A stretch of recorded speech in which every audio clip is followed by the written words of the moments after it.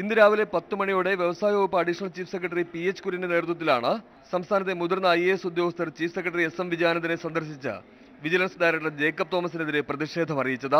Additional chief സെക്രട്ടറിമാരായ Tom Jose, P മാരപാണ്ഡ്യൻ, VS Senthil, principal സെക്രട്ടറിമാരായ Rajeev Sadanandan, KR Jyothilal എന്നിവരും IAS സംഘത്തിലുണ്ടായിരുന്നു. ജേക്കബ് തോമസിനെ കയറൂരി വിട്ടിരിക്കുകയാണെന്നും നിലയ്ക്ക് നിർത്താൻ സർക്കാർ തയ്യാറാകണമെന്നും IAS ഉദ്യോഗസ്ഥർ ആവശ്യപ്പെട്ടു. ജേക്കബ് തോമസ് ഇത്തരത്തിലുള്ള നടപടി തുടർന്നാൽ ഭരണതലത്തിൽ തീരുമാനമെടുക്കാൻ കഴിയാത്ത സ്ഥിതിവിശേഷം ഉണ്ടാകുമെന്നും IAS ഉദ്യോഗസ്ഥർ മുന്നറിയിപ്പ് നൽകി. പ്രശ്നം സർക്കാരിന്റെ ശ്രദ്ധയിൽപ്പെടുത്തുമെന്ന chief secretary SM Vijayanand IAS ഉദ്യോഗസ്ഥർക്ക് ഉറപ്പു നൽകി.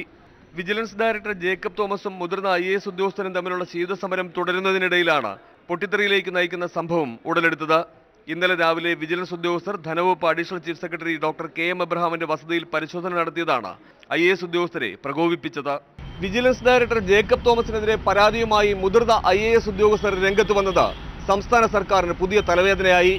പ്രശ്നത്തിൽ ഉടനടി ഇടപെട്ടില്ലെങ്കിൽ ഭരണ പ്രതിസന്ധി ഉണ്ടാകുമോ എന്ന ആശങ്കയിലാണ് സംസ്ഥാന സർക്കാർ. ബിജു ഗോപിനാഥ്, തിരുവനന്തപുരം, News 18.